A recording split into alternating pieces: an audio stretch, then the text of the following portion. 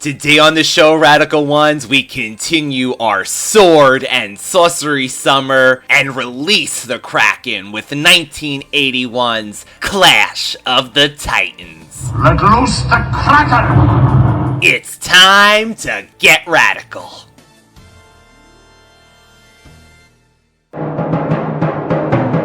Something really special that I've been promising to show you. What would you do to get him? Grab him and take him. Take him. Like that. Hey, look! A Dungeons and Dragons ride! Yes!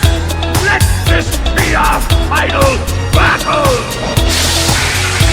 I have my eyes, I have my cunning, and now I have strength. A never-ending adventure new for your Nintendo Entertainment System.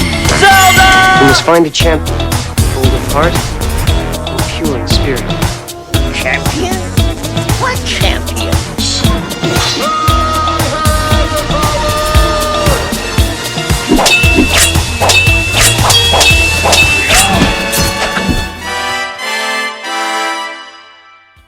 Welcome back, Radical Ones, to another episode of the Radical Retro Rewind podcast. As always, I am your host, Radical Ryan Hunter, here with everyone's favorite brother and mine, David, for another episode in our Sword and Sorcery Summer. David, welcome back. I'm ready to cast a couple of spells. 2 weeks in a row, we have David with two, to me, classic sword and sorcery movies. This week, of course, is Clash of the Titans. And next week is a favorite of mine, Jason and the Argonauts. I think Jason and the Argonauts was the template for this. But before that, we got to talk about some gossip. And should we cue our jingle we haven't used in forever? You looking mighty spry today. Got some spring in your step. But I ain't one to gossip, so you ain't heard it from me. But I ain't one to gossip. You just do me a favor. You stay away from nosy, gossiping hens, and you be okay. But I ain't one to gossip, so if anyone asks you, you ain't heard it from me. No, you haven't. But I ain't one to gossip, so you ain't heard it from me. Okay, so as some of you might know, I mean, it's obscure for some people. There's a band, S Club 7, an English pop group. Unfortunately, one of their members, Paul Catamol, passed away right before Easter weekend. They were actually just getting together for their 25th anniversary tour, and all 7 members had signed up. Long story short, me being a fan of this band, I made a post about Paul on our Instagram, David. It became very popular. Unfortunately, it's a death post, which is never fun. But, you know, it was shared amongst fans. It's in the vein of our podcast. It's Radical Retro Rewind. It's almost your style of posts is kind of like bright. I don't know. I like to do bright colors. Collages. Yeah, no, it's definitely collages, but it's like Andy Warhol. That's what I was going with. It's you're the Andy Warhol of the Radical Retro Rewind. It's kind of like in that vein. So one day, I'm on eBay. I'm like, you know what? Let me check good old S Club 7. I don't know why. And all of a sudden, I could not believe this. For a minute, it took me. I see a shirt with the picture of it. Exactly the same. They cut off our logo and they kind of they added this Paul's signature, which actually made it look pretty good. I wish I would have thought of that myself, David. The autograph. And he immediately called me and said, "Bitch, did you try to sell Radical Retro Rewind merchandise?" No, he did not. Not at all. Matter of fact, good friends of the show, Jeff from GCap Recap and David from Slash Vision, were amongst the people to try to help me pull these down, right? So I let them know. They contacted eBay, but this is amazing. So the original one goes down, right? 2 days later, 3 more different people pop up with this same design. Now, of course, I get David involved. Other David, brother David involved. You went on an investigation, David. Some of you might know that one of my many careers was I was a private investigator. Certified private investigator, thank you. I did a little digging. I did numerous complaints, obviously, to eBay and to Etsy. Okay, so not only was it on eBay, David did find it on Etsy as well. So they're multitasking, these people. So let me just preface something. This is the irony of the world that we live in. Ryan created a one-of-a-kind shirt for the Thundercats. You know, we do the recap of Thundercats at last Friday of every month. He did an original artwork piece, and it has our thing, because we call our followers on their bunglers. It's an inside joke for us. And no one will let him print this shirt, even though it's original artwork. It's saying it's a copyright infringement, right? So no one will let him print this shirt, even though he drew the whole thing himself. It's not like he didn't like superimpose anything or collage anything. He literally drew it out and colored it and everything. It's funny how someone can take an image like that was done and steal it, and there's no copyright infringement. Nobody cares. It's literally a logo on it, you know?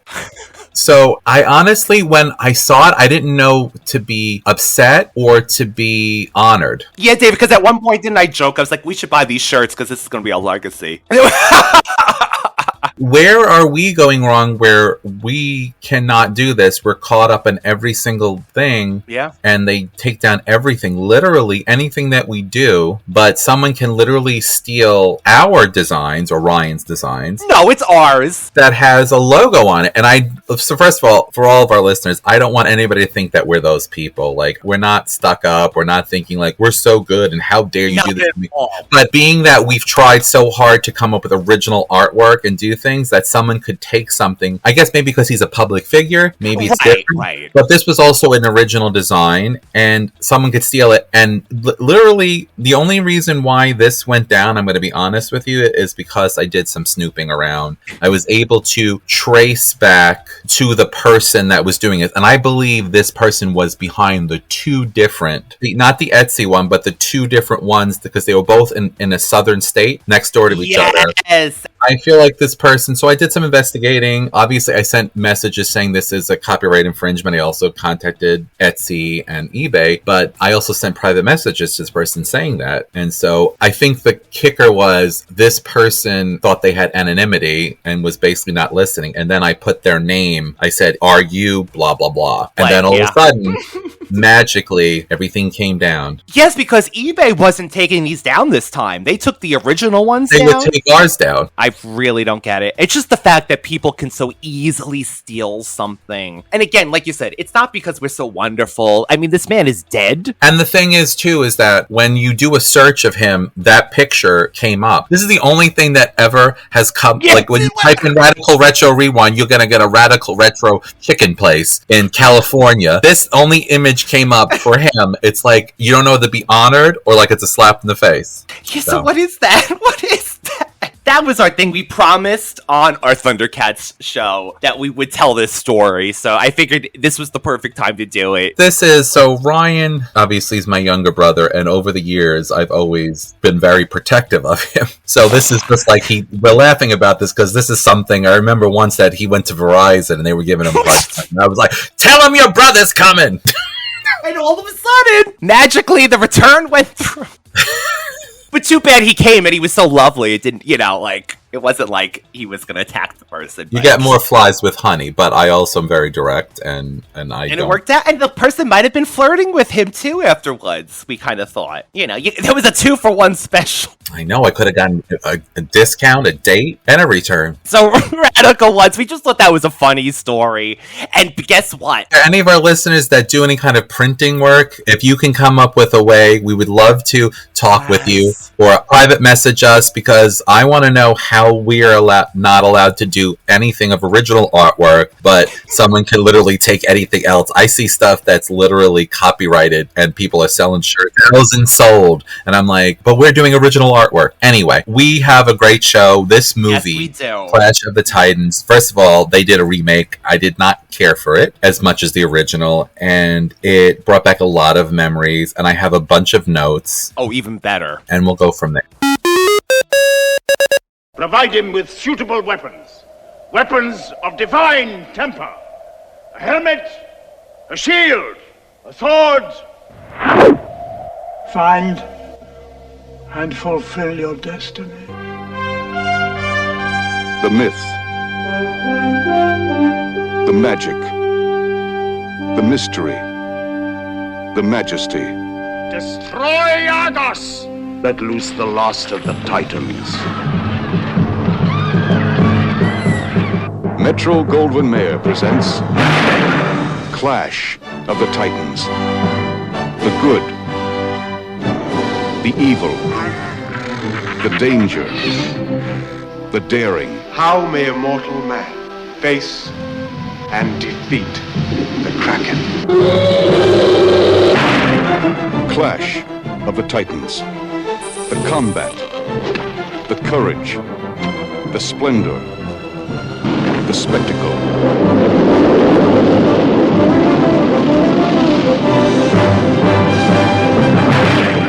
Clash of the Titans, starring Harry Hamlin as Perseus, Judi Bowker as Andromeda, Burgess Meredith, Maggie Smith, Ursula Andress, Claire Bloom, Sean Phillips, Flora Robeson, and Laurence Olivier as Zeus.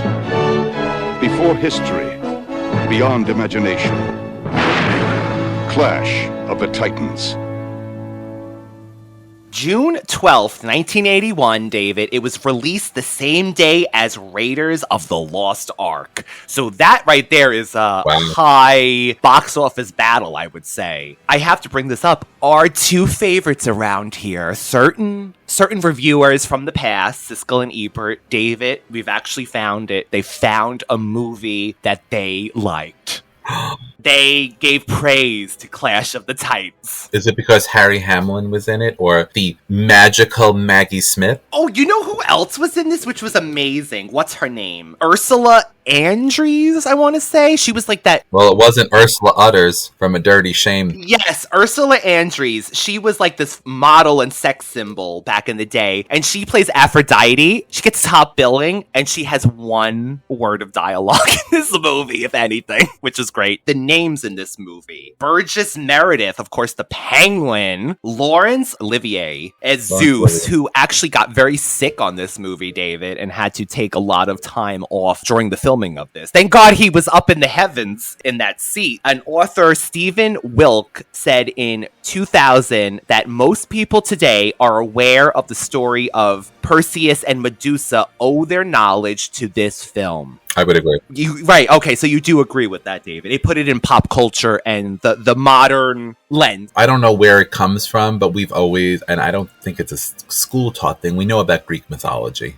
Yeah, how do we know about it? The jealous gods and this and that. It's because it's just part of that folklore or whatever that I Xena guess. And Hercules? Yeah, things like that. And I always loved that Xena and Hercules fought against the gods because Hercules was half god. I don't know about Xena, but she was hardcore. No, Xena was mortal, but yes, Hercules was another child. Xena. Ooh, you did that. David has been doing this forever. That was all him right there. That was... I know Leah, our lovely Leah from Australia, is a Xena fan, so... I love Xena. We should probably do that. The Xena retrospect. So this is also, they consider a masterclass in stop-motion animation. And my God, the creatures in this movie were done by Ray Harryhausen, who is a legend in the stop-motion art, really. It's a dead art at this point. But he made Pegasus, all the creatures, Medusa, the Kraken, Calibus. All of these creatures were made by this man who literally moved one thing at a time and He'd be Kraken. He'd be the Kraken. He'd be Kraken. This movie gave us Release the Kraken, which is another quote, much like Luke, I am your father, that is just repeated over the years by people. I agree. No, I am your father. Let's give the general idea of this movie, and then let's hit some of our points, David. A fantasy adventure film loosely based on the Greek myth of Perseus, starring Harry Hamlin, the son of Zeus, Perseus, and Calibus, which is another son. It's Maggie Smith in this movie. It's another god's son on Earth. These are one of these things where there's like men that are living on Earth and they're birthed by God. They're like what's the actual word for it? They're not deities. There's something like demigods. Calibus is the spoiled son of the sea goddess Theseus. I want to say, who is betrothed to the princess, the daughter of Cassiopeia. Radical ones, you know, Ryan talking. Especially Leaning Tower of Pisa? What? Pisa, committing several atrocities against Zeus, including destroying Zeus's sacred flying horses. Calipus is transformed into a deformed, satyr-like creature, and he is our main enemy of this movie. Yeah. Where do you want to start, David? If anybody's listened to Legend with Tom Cruise previously, it was windy. It started with More winds. I did not remember the beginning. So the beginning is basically a king takes his daughter and her newborn son into a floating casket to kill them because he's upset that she got pregnant. I guess he knows by Zeus, which Zeus came down in a rain of gold and impregnated her. So there's a part of the movie where the goddesses talk about how Zeus turns into raindrops and this and that. So he was a golden shower. Oh my! But like really, really gold. So he rained down on her. I don't know. He's an admirer of women, but he does things like he'll turn into a fox. First of all, let it rain over me. Yeah. Let it rain over me. I was like, rain on me, Lady Gaga. So the rain impregnated her? I don't know. I guess he got his jollies off on raining on her gold. I mean, listen. Zeus is known to father a lot of children. Do you remember from Into the Woods when she says, "Shiver and quiver, little tree, yes. Silver and gold rain down on me." So, and then you get impregnated and you get thrown into the sea. I found there was a lot of joyful music in this thing. This whole music. movie. Harry Hamlin was absolutely gorgeous in this movie. I don't know if he's what you would consider. Is he classically handsome? His lips were beautiful.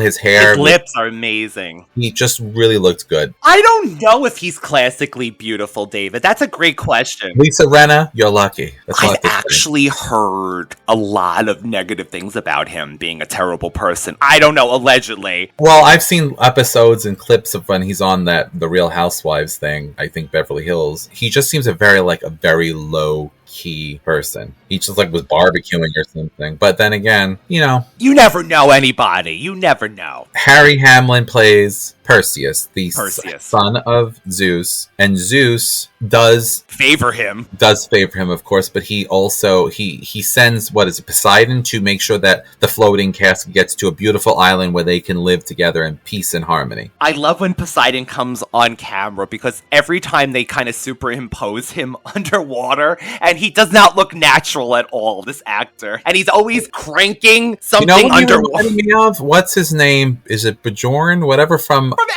ABBA. If he got when he was old, now that he's older and the hair is flowing. So Zeus punishes this king and this whole kingdom because he threw his daughter, the woman that he impregnated, with magical gold, and his son. He destroys the whole thing. He has them release the Kraken to destroy the whole city. Now, let me ask you something. And the other goddesses are telling him, but there's so many temples for you. This man made one mistake. Why not go after the man and not the whole city?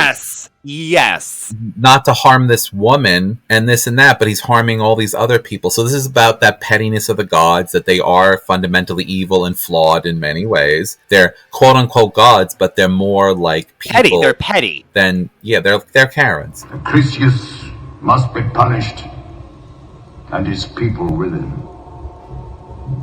My Lord Poseidon, I command you to raise the wind and the sea, destroy Argos, and to make certain that no stone stands, that no creature crawls, I command you to let loose the last of the Titans.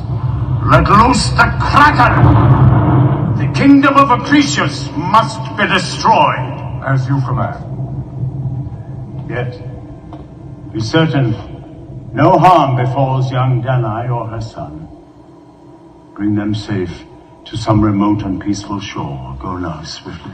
Why wasn't Calipus, and I always remembered this as Calipus being the one that threw Perseus in the water, but it's not. Wouldn't it have made more sense to turn Calipus into the creature instead of this random person? Or is this just to set up the Kraken that it can destroy things? What do you mean? You know how they had the person in the beginning just be the random villain that just put the woman with the baby into sea? Yeah. That should have been Calibus. But it was totally, it's not It's not connected then. It's not connected. Okay, it's not. No connection. They're not even in the same land. The other thing I noted, which again, if you've watched any other barbarian movies, I'm going to call this, we call this the summer of swords and sorcery. I'm calling it the summer of titties, not swords, because every one of these movies has gratuitous breasts for no reason.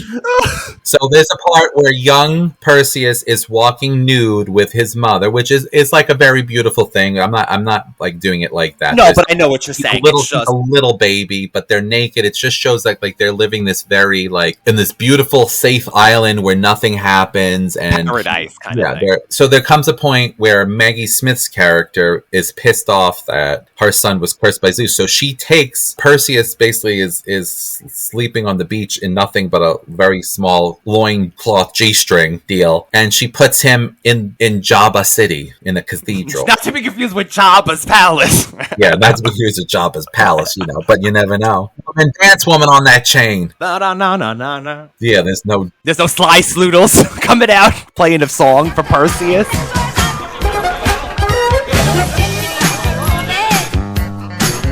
And then there's also a part where the goddess, Calibus's mom, says, basically, if Calibus has to be miserable, so does Andromeda, his betrothed.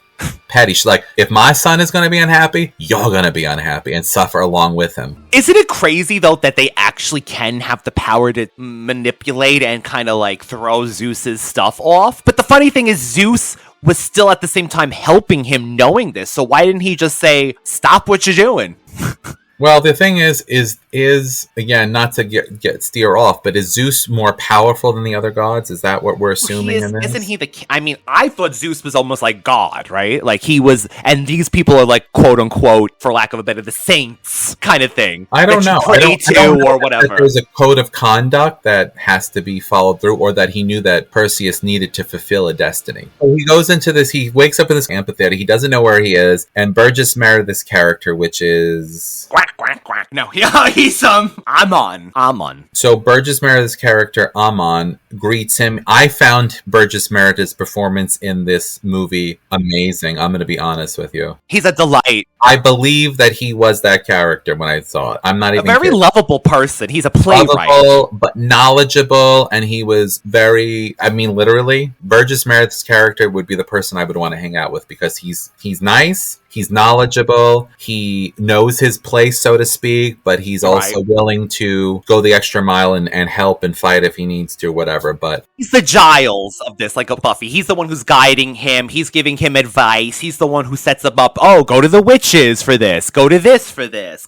So he's a theatrical person. He does theater. He gives him a theatrical cloak and a sword. So one day he wakes up and he sees weapons on different statues from different gods. Beautiful weapons, shining, gorgeous shield. But that man's face when you see him, was that Zeus? I forgot. That was Zeus. So what happens is he gets these weapons and he uses the sword, and the sword can cut through like solid marble without even scratching. It's like another mythical sword. Is it the Sword of Omens? No. He's given a helmet.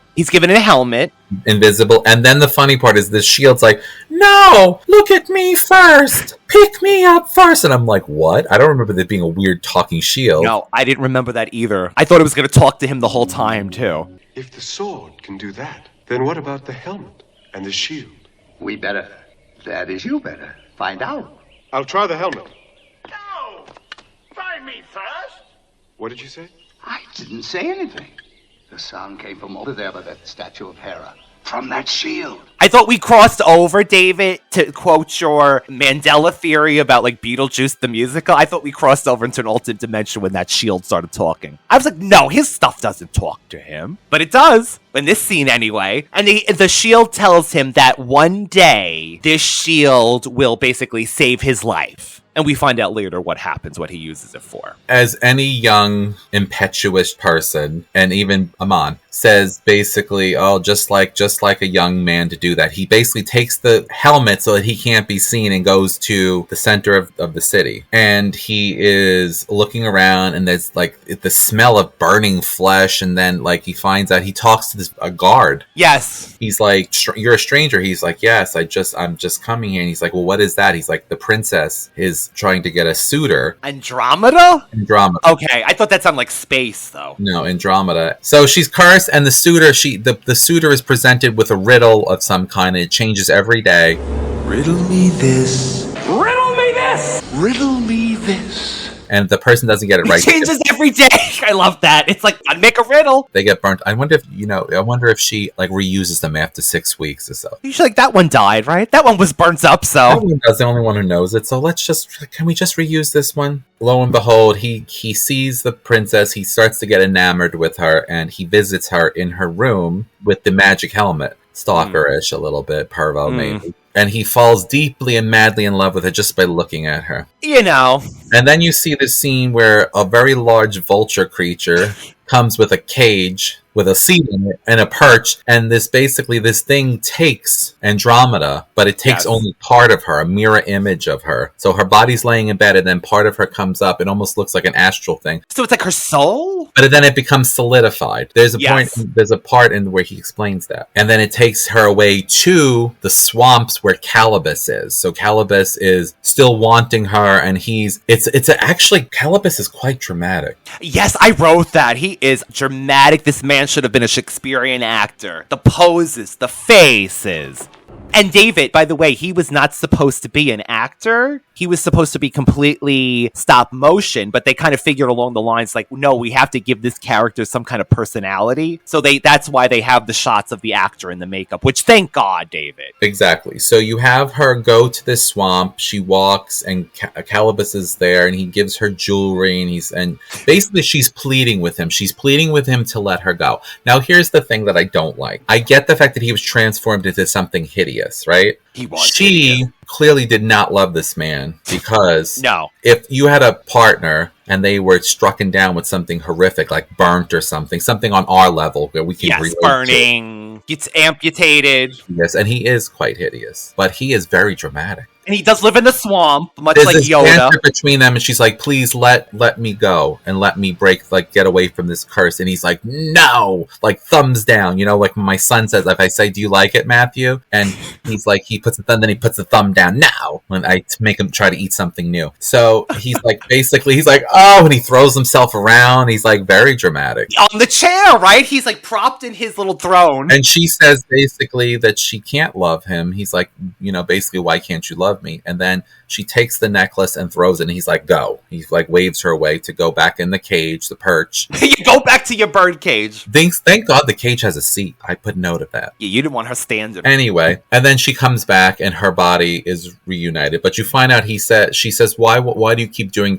this to me? He makes her remember the next riddle. Basically, he's not going to let her go because he wants her to love him like this. I mean, it's quite sad in that way. You could kind of feel for this guy, but at the same time, we found out that he was horrible, right? Like he did wicked things to become this. I guess. He killed Pegasus. Why is every one of these movies I got to kill a unicorn or a Pegasus? It honestly horrifies me because they did this on The Walking Dead, David. Anytime you saw a horse, you knew it was going to get killed and eaten. Every time on The Walking Dead, a horse showed up, eaten. They love to kill these beautiful creatures. So I need to get to the throne room with the queen and the riddle for Perseus. Because tell me, David, we're living in Greek times. We know how petty these gods are, that you have to honor them enough that you have statues and you have to have feasts for them. You have to honor them. You got to sacrifice people for them. Why in Zeus's name did this queen see fit to say her daughter was more beautiful than the goddess right in front of her statue? Well, I put the queen needs to shut up. She literally cursed her daughter even further. Perseus ended up trapping the last Pegasus. Fly and follow this vulture so he can find out where she is. There is a point where he listens to the riddle so he knows what the answer is going to be to the next riddle. Yes. That's going to be presented by the princess. And then Calibus notices footprints, follows him, and he uses the whip on him. And then it turns out that he loses the helmet. Yes. It sinks in a swamp, and he ends up cutting Calibus's hand off one of them. Yes. So, flash forward to the scene that Ryan's talking about. The queen is like, is anyone brave enough to come forward? Anyone? A man, anybody, a child? Take anybody at this point. A janitor, anybody. Are you to tell me that no one in my kingdom is brave enough? So he comes forward. Would you be when you burn up? She presents to her, she's like, I beg you. She says, I think I know you. She's like, I beg you, please turn back. Abandon me. She says, abandon me, because she doesn't want to see another person die. Yes. And she makes her do it anyway, and then he has the answer. He said, she's like, what is 3 rings and perfect blah blah blah and this and the moon and all this crap. Riddle me this, riddle me that. Who's afraid of the big black bat? And he's like, it's the ring of Calibus on his hand, and he throws the hand. This is something I would do on the ground dramatically. I love this later. Calibus actually gives himself a Luke Skywalker deal, and he kind of puts like a pitchfork little thing on his hand to replace his hand. Then you get to the point where they're doing a hand binding ceremony, like a marriage. Charmed. I thought of Charmed right away. Hand passing or whatever. It's been practiced a lot. Yes, it's a real thing. Yeah, it's a real. But she ends up saying something stupid, like her daughter is even more, and she's going, and she's so beautiful, and she's so gorgeous, and she's amazing, and she's even better than the goddess herself. And then the goddess was waiting for something to. Yes. She was watching. The statue shows Maggie Smith's eyes kind of looking. She's waiting to get something to get them on. And this vain woman, that's what she calls her, vain, foolish woman, something like that. Honestly, that was the stupidest thing in the whole movie to me. So then she curses the daughter again and says that in 30 days' time, on the longest day or something, she has to be chained and fed to the Kraken, and she must not know of a man. So she has to be a virgin. Of course. And if she doesn't do this by this day, the town will be destroyed. So again, this is the worst place to live, Jabba. Or is this Jabba still?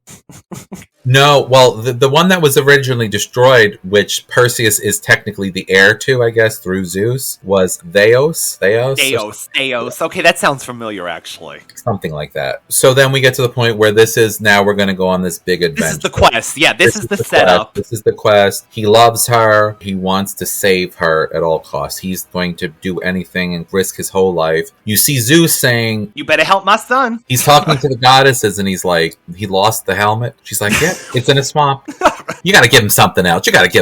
He's like, give him your bird. Give him your owl. Did you see that woman Ace? And she's like, I will never give him my owl. So he's like, he goes, it will make me happy. It's like, what's the word I'm looking for? Passive aggressive. He's like, and it's also, I'm telling you, Jill. Athena, David. Athena, by the way. Because the bird is, what's his babu? Bubo.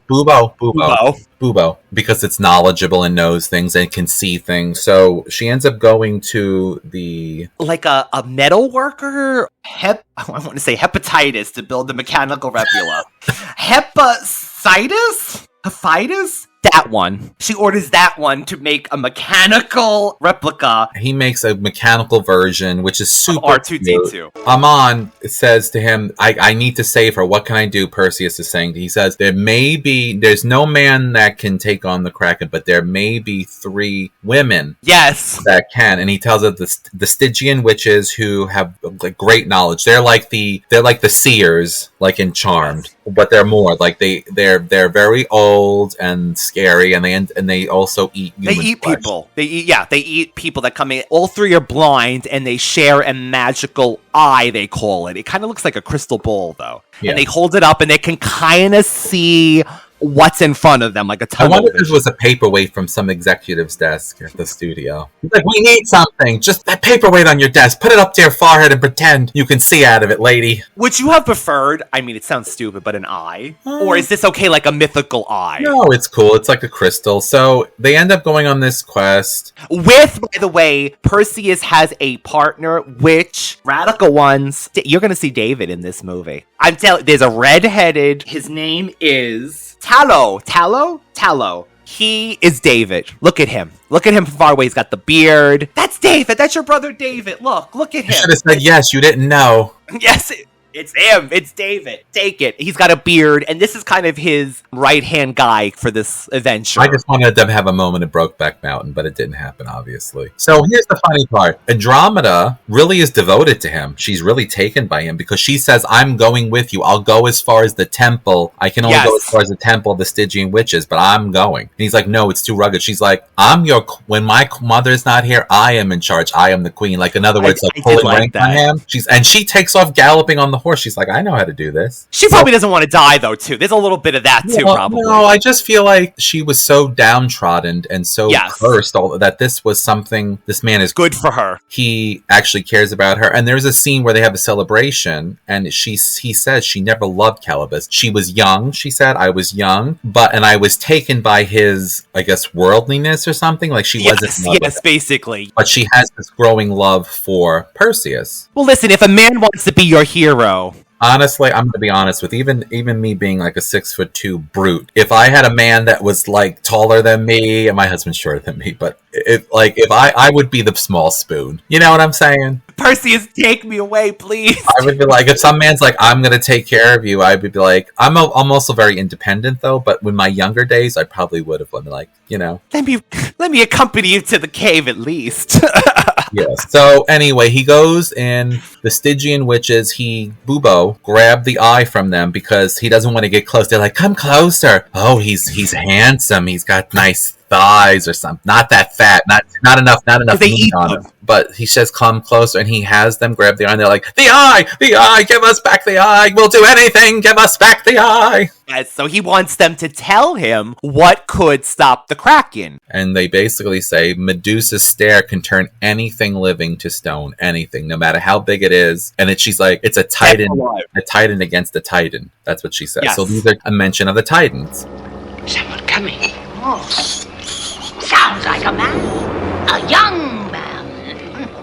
Who has the eye? I do. Give it to me now. Which kind of does definitely play into the fact that the Titans are uncontrollable, monstrous things. Like, the gods are monsters in their own way, but the Titans are on another level. They're literally creatures. In many shows, didn't the gods lock the Titans up in general? Like, I know this was done in other things. Yes, you had to pool their powers. And in Charm they did it too. But the Titans are people that they are too strong for their own good. They usually banish them somewhere. They can't kill them, but they trap them. So they want the eye back. He promises the eye. I do love this. After he gets the information, he throws the eye, and they're like, oh my god. He's like, catch it. Which is actually kind of good because as they are evil. Yeah, you see somebody's hand pulling out of their cauldron, like they're boiling someone alive right now as we speak. I liked that part because I was like, wow, that is really something. It shows you how evil they are. Yeah, like they're boiling people alive. So yeah, but they were right in front of the eye. Unfortunately, they're going to probably grab it. The eye! There is a crucial part of this. He asks about Medusa if he chops her head up. Yes. They say blood is venomous,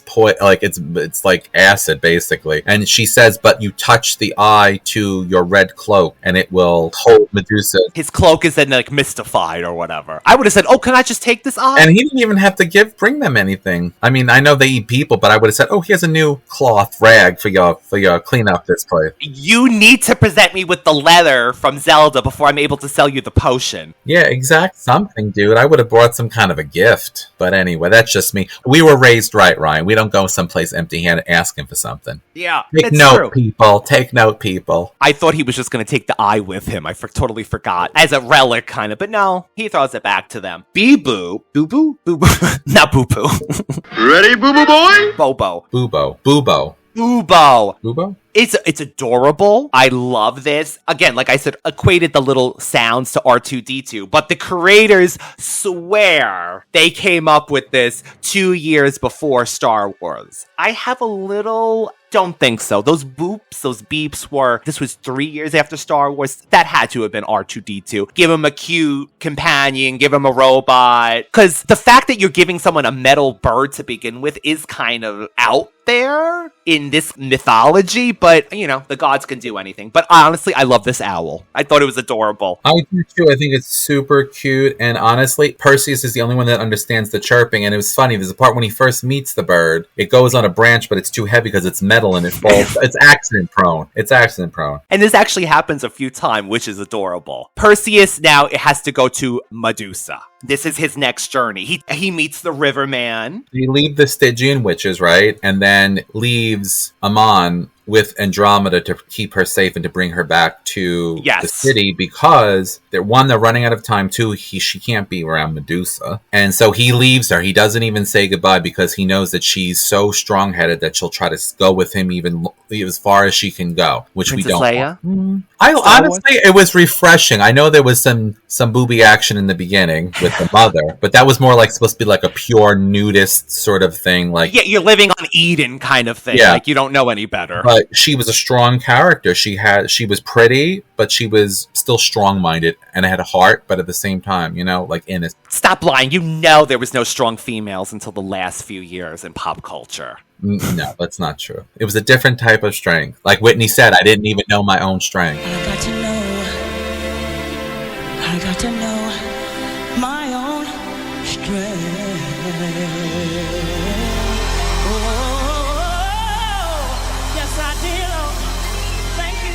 That's right. It's inner strength, radical ones. It's in you. At this point, we're going to the island where Medusa is, right? And Perseus and the gang come across a two-headed devil dog. You know the original one, the one that guards Hades, has actually 3 heads, usually. The reason why the Hellhound has 2 heads is because it took Ray Harryhausen too much time to animate the 3rd one. What do you think about that? Removing one of the heads? Well, I mean, it doesn't take away from things. It made it unique, and honestly, I didn't recall Medusa having any kind of dogs, so I think it's just an added. No, usually they guard the gates of hell, I think. I haven't been to hell recently, so I wouldn't be able to tell you. What I do like is that what I did like was the fact that they went down, I guess, what we considered the river Styx, and they had to give the boatman, which is a skeleton. I felt like even the skeleton was like, "Ooh, why you coming here? Ooh, why you look so good? Why you got them lips, Perseus?" I was watching this with Mike, my husband, for those who don't know. I was talking at the TV. I'm like, "Ooh, he's saying don't go in there," and he's. I was like, well, it's true. Why would you go to the land of the dead? They're considering. Bowman, I swear to God. And so he drops them off, and he turns around, and he turns the skeleton person turns and like looks at him like, You gone. Bye. Because you see when he gets there, besides the hounds, that there's people turned of stone from Medusa. There's men, well, I mean, she comes out of the house, which is like this burnt down nice, isn't it? temple. So here's a little backstory. Medusa was actually a very beautiful woman and was cursed by a god because of jealousy, I believe, again. Yes. Because she was doing it with a god. Here's the problem I have with all this. These gods take advantage of these beautiful women, and then it's like being on like Jerry Springer or something, where it's never the man's fault that's actually doing the thing and lying to the other woman. It's always the woman's fault. And they curse them and do horrible things to them. It's so ridiculous. And wasn't it that she stayed there or something to protect people, basically, not to turn them to stone or something like that? I think I heard that she basically went to that place just to be left alone, so she didn't turn people to stone. I don't know. They made her more of a villain character in this, of course. God will this shield. For one day it will guard your life. I mean, it's beautiful. It's really, I guess you would say, it's one of the highlights of this movie, really, because people usually think of Medusa or the Kraken. I think of Harry Hamlin. Well, besides that, the Medusa is done very well. A matter of fact, I love that she's an archer. I don't know if that's in Greek mythology as well, but she's shooting people with arrows. She's turning them to stone. He finally beheads her, he does the whole thing. He looks in his shield. And then he ends up chopping her head off. I mean, like, 1, 2, 3. It was one slice. And the shield is lost because it dips into her blood, which actually starts to melt. Acid. The shield. which is interesting because these were made by the gods, which again shows you the Titans are more powerful, I guess. So he carries the head out in a satchel, like a bag. I kept saying, why isn't burning through there? Because in the next scene, David, Calibus comes to delay them. He stabs the head. It turns into scorpions with this black acid. And then he takes the Pegasus as well, unfortunately. He said the eye did something magical to his red cloak. The Stygian witches said it. So the cloak was blessed by the eye, which is a mystical thing. It's like when Angel had the magic condom so he could have sex and not turn into Angelus. When he had the ring of Amara. The gem of Amara. Didn't know her. Never knew her. Another highlight, the scorpion scene. Many of the men are killed. And Calibus also kills me. The red-headed, yes, Tallow. He killed me. Tallow with his red hair. I'm telling you, look at this man from far away. He's got David's beard, his face. If the actor has passed away, I'll just go into a Comic-Con and pretend. His name is Tim Bigot Smith. He is dead, David. Aww. He died in 2017 at age 70. Oh my God, young. Okay, David, we're coming to the big battle of this movie. The grand finale. So we have to preface this by saying, though, Calibus comes, does all this stuff, he kills, he actually stabs me, and then, people don't like you, he stabs you. And then there is a battle, and he does smite, kill. Yes. Calibus, finally. Thank God. Sorry, so Maggie, then, you can always go to Hogwarts. She really was in everything for so long. My God. What a career, right? Sister Act. Downton Abbey. And every English production known to man. Oh, throw in Maggie Smith. The Princess Andromeda is chained by the water. Beautiful scenery, David. Oh, we have a gratuitous butt scene where they oil her down, wash her, so she can be nice and fresh for the Kraken to eat. She's taking this really well, David. Because she has belief. She believes and trusts in her man. They chain her. She's by the water. Everyone's gathered around her mother. Everyone's worried. He finally gets Pegasus again. And you think that Pegasus is never getting its ass there. That Pegasus looked like it was going so slow. He sends Bubo to find him if he's still alive. Yes. He says. So there's a point where after he fights Calibus that he collapses. And there is a little mock-up scene. Oh, yes. Like a little thing that where the gods play with these little clay characters, which are the human beings. Humans. And he falls, and you see Maggie Smith all happy with herself because he's fallen, and you see Zeus basically walk and quickly pick up the statue of him, which brings and just kind of mosey on away, oh, I didn't do that. It's like playing chess with the people. I wrote, this Zeus is a decent Zeus, almost like in Xanadu. Because the one in Xanadu was kind of killed the whole city for one man's... Oh, yeah, you're right. At least he treated his children well. He's not bad. At least he was a good father. At least he was a good father. The Kraken is released by Poseidon. We get that man again. He's underwater in his faux I'm underwater graphics. It just looks wrong. He's opening this gigantic... could be the Rancor monster to talk about Star Wars again. Coming out of this gigantic cage underwater where the Kraken is held. The Kraken is released, David. It's a gigantic monster. It's in mythology, it's supposed to be a giant squid. But they kind of made this giant tentacle monster with arms, long arms.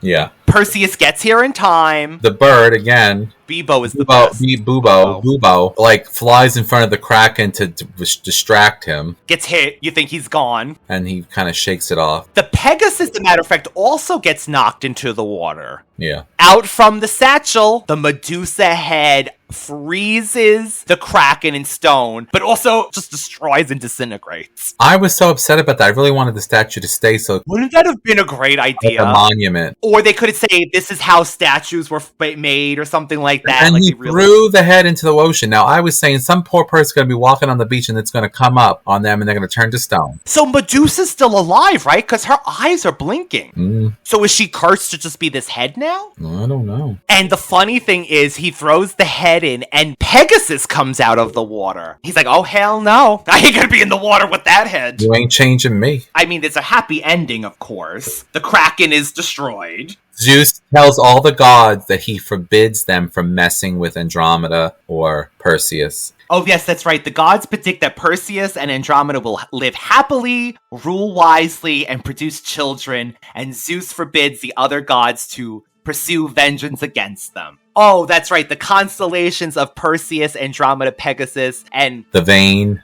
Sasapira, or created in their honor. And I thought that was actually a really nice thing because it kind of is talking about like how keeping their spirit alive and like putting it into like us watching the constellation, so it really happened in real life. I did like that. It really does make He also does mention that ongoing theme, which we've talked about before, including with Mum-Ra, and we talked about American Gods a little bit. If you have believers and followers, it empowers you, because they say, what happens if more humans are like awake or aware or self-sufficient and don't believe in gods and not wanting to pray to gods? And he's like, well, there's enough fools out there pretty much still. We'll be all right for now.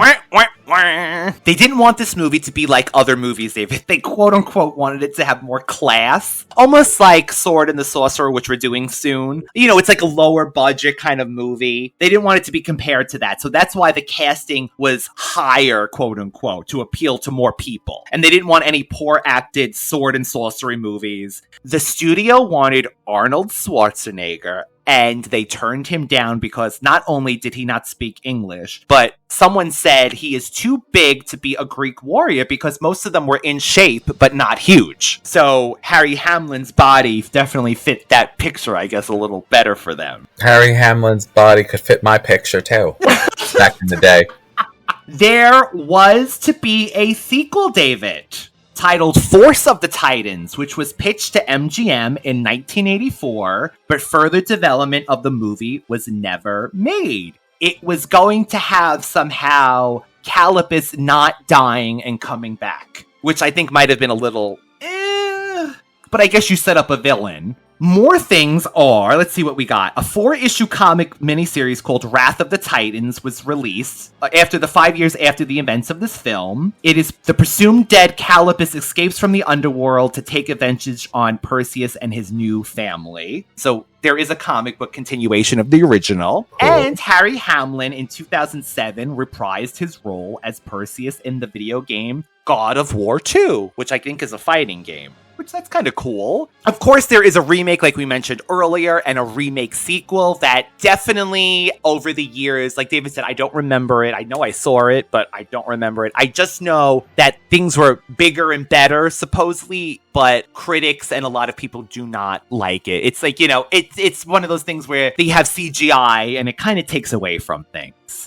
I do want to touch on merchandise really quickly. Matter of fact, there was a tin lunchbox, which I believe David does have in his collection right now. I do. There was a figure line. I did have. You did have, and Perseus, I ended up inheriting that Perseus. I remember, you know, having him. Not Calipus. A board game was released, puzzles, coloring books, and an inflatable Pegasus, which I would have loved. And again, Siskel and Ebert mentioned that it might get lost in the shuffle of the big budget movies like Superman and Indy. But indeed, this movie is not just for children, and everyone can enjoy it. Which I believe. I didn't think this was for children at all when they said that. They have redeemed themselves this time. This time. Let's see what they say next week. David! Oh my god. So, your feelings all together. I'm pretty sure that we both enjoyed the rewatch, but... Much like a lot of the movies, like even with Legend,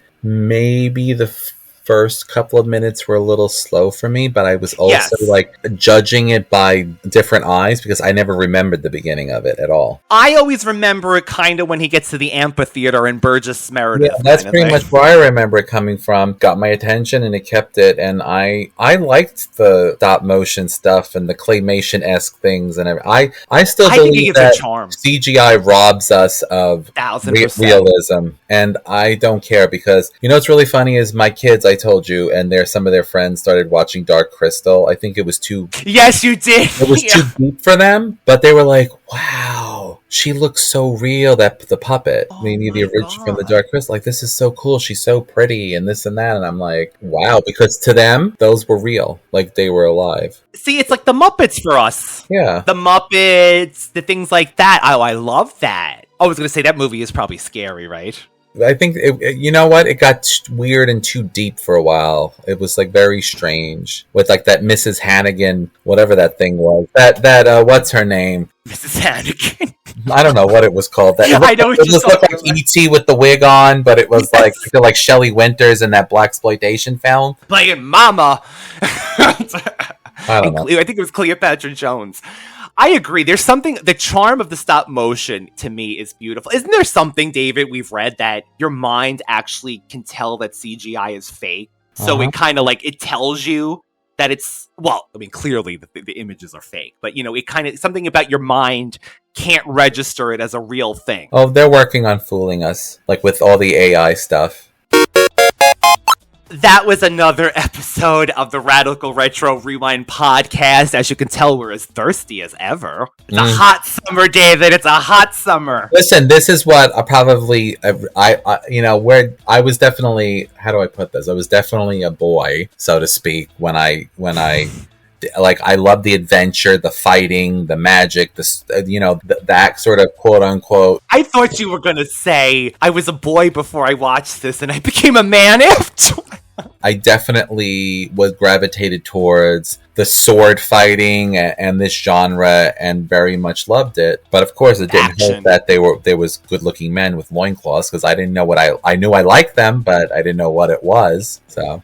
And I have to say, our lead in Jason and the Argonauts next week is gorgeous. I don't know his name, but he's got a beautiful beard. So with that, speaking of people who have beards, David can always be found at Universal Appeal 2020, all one word, on Instagram, as well as the Radical Retro Rewind podcast, one word, also on Instagram. We're on TikTok, YouTube, Apple, Spotify, Red Circle, 50/50, Phone Your Friends. Physical Challenge. Where are we, David? Thank you again, Radical Ones, for, of course, joining us every Friday. We can't wait to get deeper into some more of these movies this summer with you, and we've only just really begun. More swords, more sorcery, and more loincloths, please. And just some more loins in general. Oh, boy. Bye.